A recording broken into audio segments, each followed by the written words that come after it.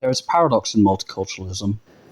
It's a paradox at the heart of liberal immigration theory, and it's one that liberals themselves are remarkably reluctant to confront, and it's one that the right often doesn't actually use. Essentially, it goes like this.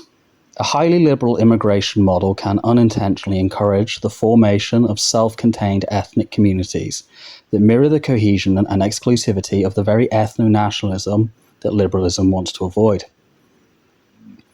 The promise is straightforward. Open borders, cultural pluralism, mass migration will gradually dissolve the tribal loyalties that divide human societies. People will shed their ethnic and religious affiliations and emerge, blinking into a shared civic identity. Pure hegemony. The nation-state becomes a neutral container, emptied of any particular culture and refilled with all of them equally. And it is an elegant theory.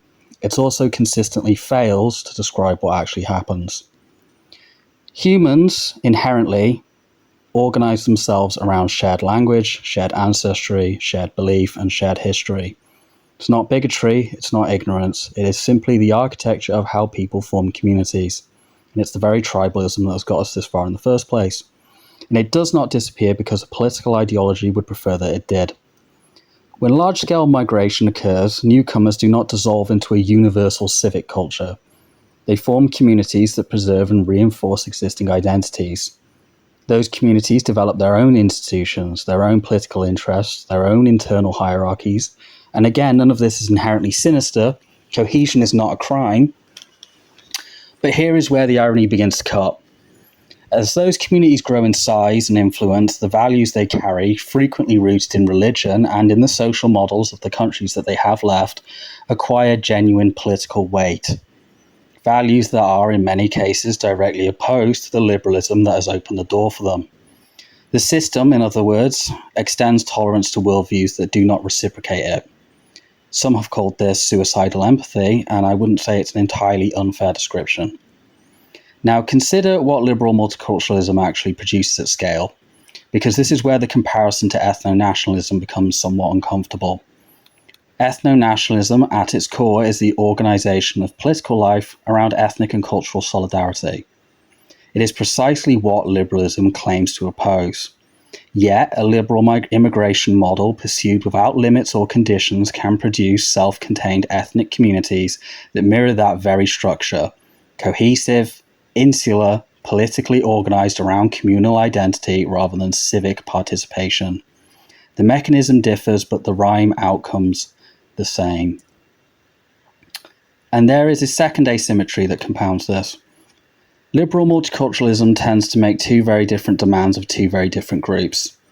The dominant national identity is expected to become more inclusive, more self-critical, more diffuse, to actively think less tribally, to dismantle the house with the colonialist master's tools.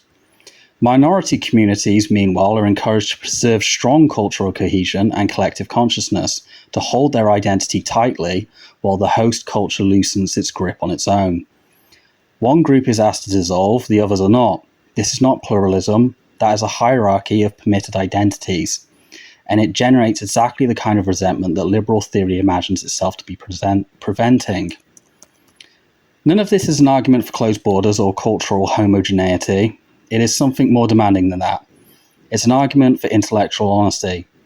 If human beings reliably seek belonging through collective identity, then a political framework built on the assumption that they will stop doing this so is not progressive. It's naive, and naivety at the level of policy has consequences that real people have to live with. The paradox of multiculturalism is this. In its determination to move beyond group identity, extreme liberal policy may generate new and more fragmented forms of ethno-nationalism, not in the spite of its values, but as a direct consequence of them.